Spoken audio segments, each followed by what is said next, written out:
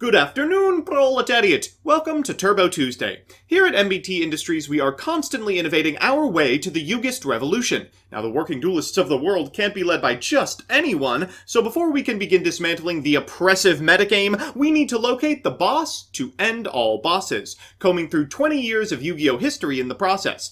As always, we'll give any fledgling leader of the Vanguard a quick once-over, a chance to prove themselves, and a performance review that will determine if they'll be called back to the next round of interviews, or if they'll need some effect adjustment at our re-education facility.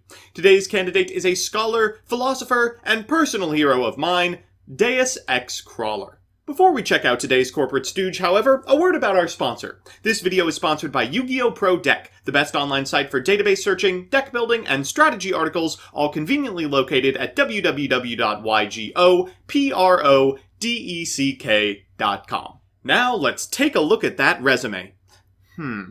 When your opponent activates a card or effect that targets this face-down monster, quick effect, you can change this card to face-up defense position, negate the activation, and if you do, destroy that card.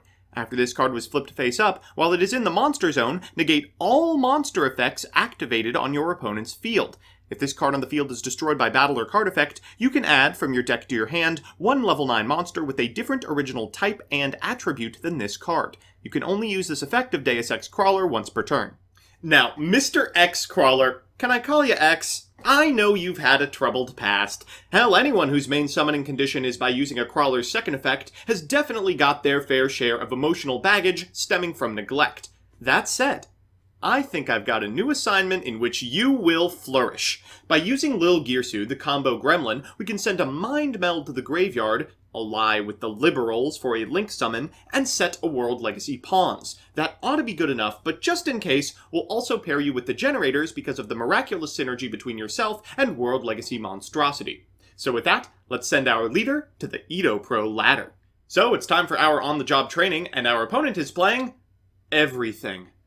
Every single splashable archetype, all neatly wrapped in a 60-card package. Orcust, Eldritch, Numeron, Invoked! God, I hope this isn't playable.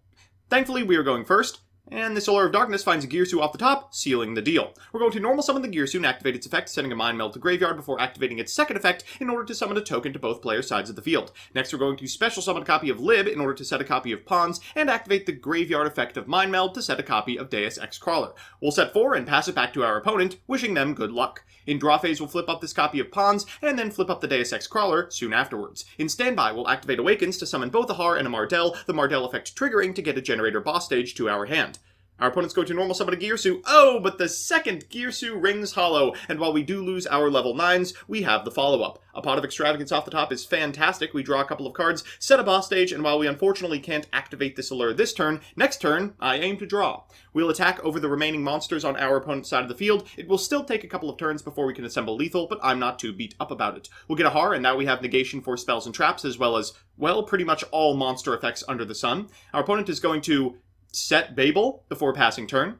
We lose all of our tokens, but no big deal. Har has a big booty. We're going to go ahead and activate the Allure of Darkness, finding off the top. No darks. Okay, well, no dice. We will still attack. Our opponent's going to activate Conquistador. We'll walk over it, and then directly for 2,000, triggering a Numeron Wall in hand. No big deal. We still have lethal next turn. Our opponent draws, the Invoked Field spell, but the Utgarda will threaten that very nicely. They're going to go ahead and, I suppose, normal a Gearsu before activating the effect of Magical Meltdown, getting an A-lister to hand, triggering the Har for which they send a Scrap Recycler, and activating Predaplant Verte Anaconda for no reason. They'll pass turn, and at end step, activate the effect of Conquistador in order to set a copy of Scarlet Sanguine, which of course we can banish with the Utgarda. No Eldritches in our game, thank you. We'll special a purple, we draw off the top before getting in for 2,500, and lethal with the big boy himself.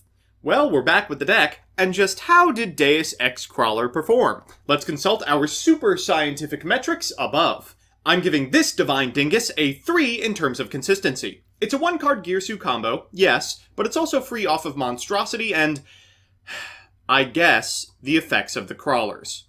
I'm giving this god from the Gearsu a 2 in terms of investment. It'll almost always require your normal summon, but 2 cards in the main deck and the creepy crawler itself isn't much of a deck building cost. I'm giving the Chungus Crawler a 2 in terms of payoff.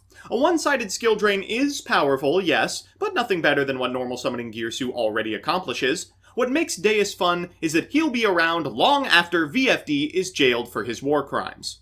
That said, my final verdict is a return interview for DEUS X-KRAWLER. Jillian, alert the Crawler Discord.